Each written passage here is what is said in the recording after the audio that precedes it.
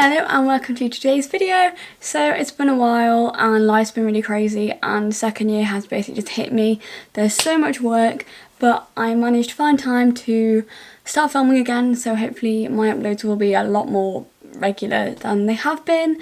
And in this video, as my tier ranking of Manchester University halls went down really well, I thought I'd also do one for the Manchester private accommodation sector. So this would include Unite Students, IQ Accommodation, Dwell Student Living, Medzino, Hello Student, Sanctuary Students and Homes for Students, and all these reviews are based off the website Trustpilot reviews, and they're all based for their Manchester accommodations. So some of them are just based in Manchester and some of them have accommodations all over the country, but I'm basing mine on Manchester as well, I go to Manchester Uni, so I thought that would be best.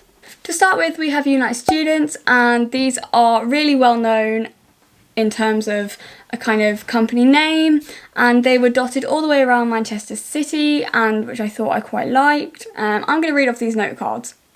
So Unite Students, bills were included, there is no booking fee, prices range from £133 a week to £299 a week, which would come out at £15,000 a year. I do not know what kind of student has that money. I definitely don't. So yeah, some of the things I feel like are quite unnecessary. Well, quite a few of them have common rooms. The really expensive one has a cinema. I mean, I don't really think you need a cinema in your accommodation, so I wouldn't freak out that it's really expensive because the £299 per week one is the one with the cinema. They were well spread out around Manchester, with some in Fallowfield and surrounding areas like that, as well as some in the actual city centre. A lot of the contracts are 51 weeks, and essentially when you're not going to be there for at least 10 of them, you start to think you might want to live somewhere else with a shorter term contract so that your money can be used more appropriately. Comparing that to halls prices is quite similar. Around £130 a week is probably the lower end of the Unite student budget, probably fits in quite in the middle of university halls. I will link up my university hall accommodation video now, so if you want to click and watch that and then you can compare university owned accommodation to private accommodation, then feel free. A lot of the accommodations have common rooms which contain TVs and everything like that. Some of them don't have parking, so if you were going to take a car up, you'd need to check the particular hall or accommodation that you were looking at to see where the parking was included. Bills are included, which means you don't need to think about gas or water or anything like that, and they all have Wi-Fi.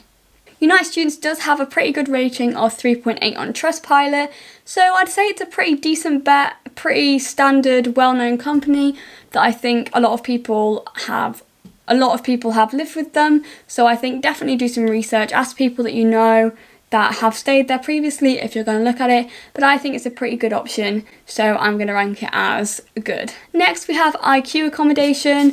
This is pretty much only in Victoria Park or the city centre, not really in Fallowfield, which is where most of the students tend to be. Obviously Victoria Park's not too far away, but if you want to be where the action and kind of nightlife is, then I would kind of stick to avoid Victoria Park. Obviously these are my own opinions. Contracts are 42 weeks, which is the perfect amount of time. Prices range from 146 to 337 per week. God, I don't know who has that amount of money. Bills are included and all are en suite, which is nice if you want that kind of space for yourself. Trustpilot wise, they have a rating of 1.9, which is not as good as the Unite Students, and I think there's only 2 IQ accommodations in Manchester. I could be wrong, but I don't think there's that many. You know, it's a well-known brand, so I definitely do your research if you want to look more closely into the experiences of what it might entail living in an accommodation owned by IQ. And for IQ accommodation, bills are also included. Now, Medzino, I've seen a couple of these and they are nice. I think there's only 2. One of them, I think they're both now near Fallowfield. One is right by Sainsbury's essentially, and they're quite expensive. They range from £119 to £207 a week, bills included. Actually, that doesn't sound that bad looking at what I've got off the website, but on their banners that they have on their building, I swear they've got other numbers that make it seem more expensive. But it seems like it's got a good kind of posh vibes. I don't know if that's the right way to say it, but it seems quite high end in terms of student accommodation. It only has 1 rating on Trustpilot, which gives it an average of 1, so then again, you can't really rank off 1 rating. So I definitely do more research into those areas if you were interested. All bills are included, which is again brilliant. I really think that is something to look at. Saves you stressing about everything else while you're living there. Next we have Dwell Student Living. This ranged from £101 to £270 a week with bills and laundry included. It has 2.5 rating on Trustpilot. And to be honest, I couldn't find much about these. I was trying to find a couple to compare other than like the main ones, and this was one that I came across that I'd not really heard of before. I'd seen like maybe one sign, so it wasn't that I'd not heard of it completely, it's just not one of your main ones that I'd think of, but I definitely recommend checking it out because at the end of the day, I know some people who've got really cheap houses this year and they're really, really good. So that's always interesting to see. Always look around and see what's best for your situation and your financial situation and where you want to be. Hello Student was one that I've heard of quite a lot. They have no deposits, so you don't need to put a deposit down, which I don't really understand how that works, as all the other ones you have to put a deposit down, and it's quite normal to have to put a deposit down. They have 33-week and 51-week contracts, and they range from £100 to £309. So yeah, a big range. So it's probably quite good to look there actually, because then you can compare different prices for what you get for each room to kind of weigh up what kind of room band you want to be in. If you are looking for the more high end, more space in your room, then obviously the higher up it'll probably be. But I think Hello Student's a good place to start because obviously it's a wide financial bracket where you can really see what you can get for your money. Bills are included, and this also includes free contents insurance. A lot of the accommodations I mentioned have CCTV and some kind of security. Obviously it varies depending on brand and company and stuff like that. I definitely look into the specific accommodation building that you're going to be at to look what specifics there are for that block. Hello Student rated 3.2 on Trustpilot, which is a pretty decent review. So I think the way my review's kind of going is that the more well-known brands have more to be said about them, more information you can find, and I think that's really a way to make a more informed decision. Obviously you can trust ones that are less well-known, but I think it's definitely something to keep in mind that there's a lot more people's experiences and more reviews found for the more popular ones.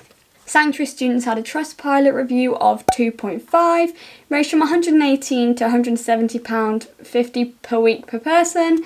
You can only get 51-week contracts, which again, you're paying a lot more money than you really need to. Bills are included, and they also have Wi-Fi and Ethernet. So Ethernet is really useful, and I ended up using it a lot when I was in halls because the Wi-Fi wasn't that great. So I think having an Ethernet adapter is a really useful thing. If you have one of those plugs that accepts an Ethernet adapter, then I think it's really useful to get one. And finally, we have Homes for Students. They had 2.3 ranking on Trustpilot, and they range from £125 to £216 per person per week. All the ones I said are per person per week. They do 44 to 51 week contracts, which again, if you are a nursing student, you will need more weeks than a regular university student, if that makes sense. So always take that into account when you book your accommodation. Overall, obviously searching online, they're all going to make themselves look great. If you go onto their websites, they all look really nice places. However, I think Trustpilot and Manchester Student Group is where it's at to really ask people's proper experiences of living in these accommodations, as obviously they're only going to show the good side that they want to show. Obviously they want people's money. So I think it's really key to be aware of where you're living. I think go and have a look in person if you can.